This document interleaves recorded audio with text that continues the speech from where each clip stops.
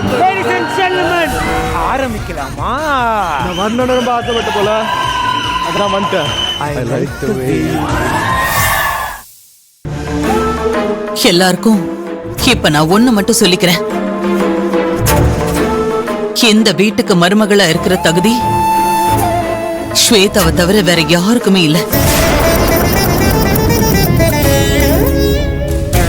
ஸ்வேதா கௌரவமான ஒரு குடும்பத்துல பிறந்து இன்னைக்கு வரைக்கும் நல்ல பேரோட இருக்கிறவ. இவ யாரையும் நம்ப வச்சு ஏமாத்தினவ இல்ல. இவதான் சில துரோகிங்க கிட்ட ஏமாந்துட்டா. அதுக்கு ஒரு நியாயம் கிடைக்கணும்னு இந்த நிமிஷம் வரைக்கும் போராடிக்கிட்டு இருக்கா இவ. அப்புறம் இவளுக்கு யாரும் இல்லன்னு மட்டும் நீங்க நினைச்சிடாதீங்க. நான் இருக்கேன், இவளோட அத்தை. இவளை இந்த வீட்டுல வாழ வச்சுட்டுதான் நான் என் உயிரை விடுவேன். அது நடக்கிற வரைக்கும் எனக்கு எதுவுமே ஆகாது. அம்மா வாங்கம்மா. பாத்து அம்மா அம்மா வாங்கம்மா, ரூமுக்கு போலாம். வாங்க வாங்கம்மா.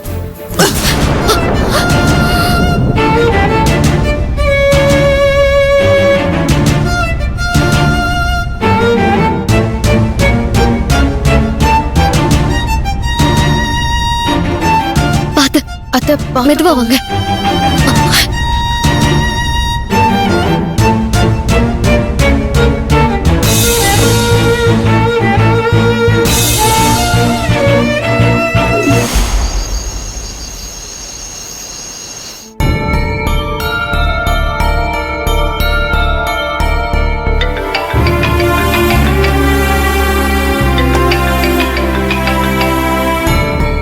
என்ன புது நம்பரா இருக்கு?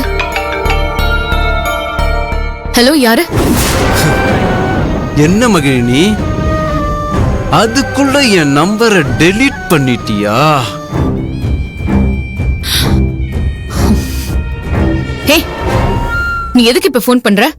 என்ன மகிழினி, என்னை ஏமாத்தி கம்ப்ளைண்ட வாபஸ் வாங்க வச்சிட்டல்ல?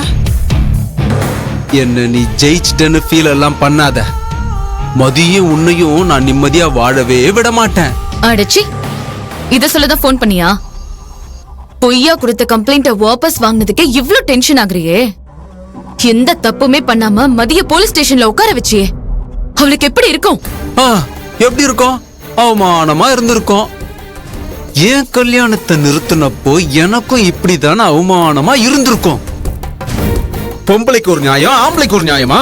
டேய், நீ எல்லாம் ஒரு பொண்ணை பத்தி பேசுறியே, உனக்கு பொண்ணை மதிக்க தெரியுமா? வேண்டாம் அர்ஜுன், ஒழுங்கா இருந்து ஒரு நல்ல வாழ்க்கை அமைச்சுக்கிற வழிய பாரு.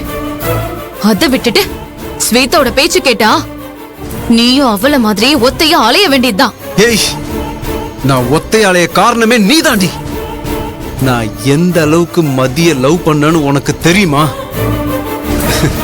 நீதான் ஆதிய லவ் பண்ணிட்டு அவனை கழட்டி விட்டுட்டியே. அப்புறம் எப்படி உனக்கு என்னோட லவ் பத்தி புரியும்? டேய், எங்களை பத்தி பேசுறதுக்கு உனக்கு எந்த யோகியதையும் இல்ல. நீ சின்சியரா லவ் பண்ணிருந்தா மதி என்ன உன்னை பிடிக்கலன்னு சொல்ல போறா? மதி எப்பேற்பட்ட நல்ல பொண்ணு தெரியுமா? அவளையே உன்னால காப்பாத்திக்க தெரியல. நீ எல்லாம் வாழ்க்கையில என்னடா பண்ண போற? நான் தான் நீ கேட்ட மாதிரி உன்னோட கல்யாண செலவெல்லாம் கொடுத்துட்டனே. அதுக்கப்புறமா எதுக்குடா மதிய பத்தியே நினைச்சிட்டு இருக்க? நீ கல்யாண செலவு கொடுத்துட்டா நான் பட்ட அவமானம் சரியாயிடுமா? நான் மறுபடியும் மதிய அடைஞ்சாதான் எனக்கு அது சரியாகும். டேய் முட்டாள், அவ இன்னொருத்தனுக்கு வைஃபா வாழ்ந்துட்டு இருக்காடா. அவளை போய் உனக்கு சொந்தம்னு சொல்லிட்டு இருக்க. பைத்திய மாதிரி உளறிட்டு இருக்காத. போன வேடா.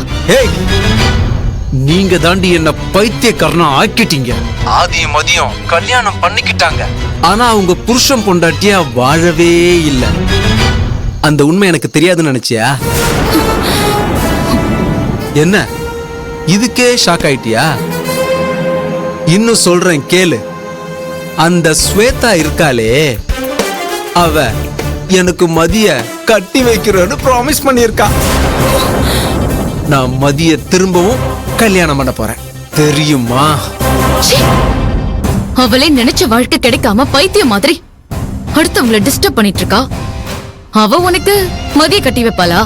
புடா முட்டாள். ஏய், நீ தாண்டி முட்டாள். நான் சொல்றது நீ நம்பலனா நாளைக்கு 10 மணிக்கு நீ ஆதி வீட்டுக்கு வந்து பார். நான் சொல்றது எந்த அளவுக்கு உண்மைன்னு உனக்கே புரியும்.